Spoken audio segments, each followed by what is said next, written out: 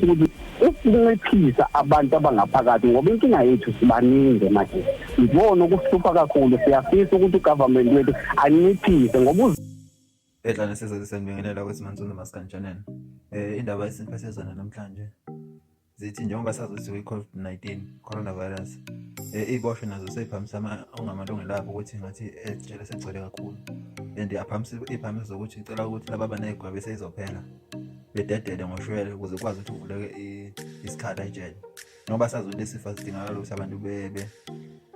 baningi endaweni eyodwa ngoba kumele iziboshwa yakhalaza ukuthi beze bebe ngaphezulu ka-50 basendaweni eyodwa eroom eyodwa ukuthi bakhalaza ukuthi-ke uhulumeni angababhekelele noma beziboshwa bona abantu acela ebabhekelele nabo abakhipha ngoshwele abasebezophuma ukuze kwazi ukuthi uvuleke ikhala njengoba sazi ukuthi nobugebengu buyanda and abantu baningi abangena emajele kwazi ukuthi uvuleke isikhala bekwazi ukuthi abantu bengene emajele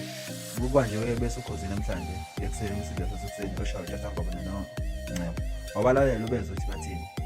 zenu zimi kanjani ngendaba ethi i-COVID-19 sizongathi uvaleni nalo lokuthi mhlambe njengoba zanda izibalo zeziboshwe ethola zithestwa positive kungenzeka ukuthi mhlambe kube ingozi enkulu njengoba emajele kugcwele sibhekene nenkinga enkulu la baba ngoba isimo esibhekene naso siqale la ku-social distance ukuthi sibhekene nenkinga kakhulu i-social distance emajele ayitholakali ngesimo sokugcwala kwethu kubaningi kakhulu emajele ebesinethemba ukuthi i-government wethu ube ngathi kuphungula kubafowethu kube khona abadedelayo kakhulukazi labo sebesondele ekuthaneni bafike kohamba sendesi babo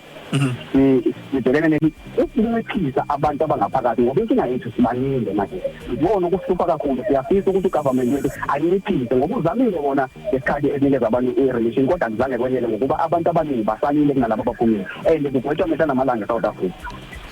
Manje mhlambe zikhona izibalo enizenzile enithema nibuka na kulabo sebesondele ku-half sentence babo ugovernment uma ngabe ngabanikeza isikhathi ukuthi baphuma siyabuka ukuthi no at least mhlawumbe u-50% ungasala abantu abancane ngaphakathi ingakwazi ukuba khona le social distance yabo ngikhuluma nawe nje manje la ngikhona u-50 kodwa kuvumelekile ukuthi abantu babe ngaphezulu kwa-50 kodwa mina ngihlala nabantu abangaphezulu kwa-50 ku-50%.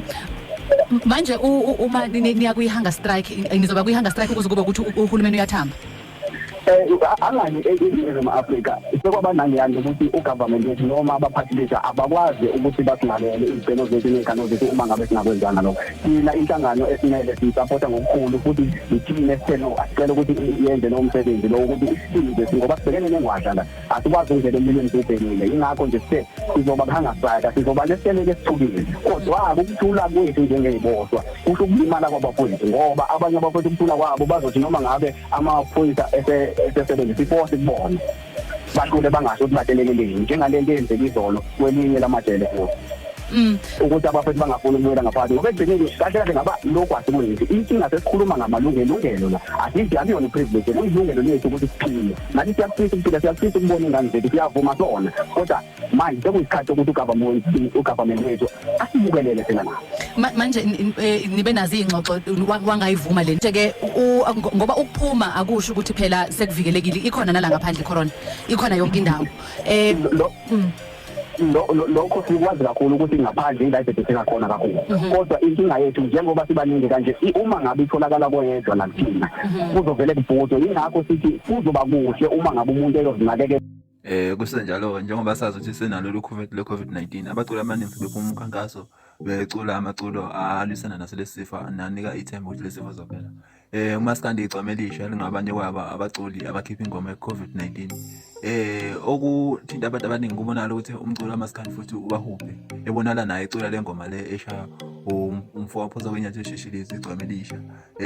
omlalele kumuzwa Bukhona hlobo sami uthobisa nethazo washizandla uhlala lapho khona hlobo sami uthobisa nethazo washizandla ushilo umfoka manqele uthobisa nethazo washizandla ushilo umfoka manqele uthobisa nethazo washizandla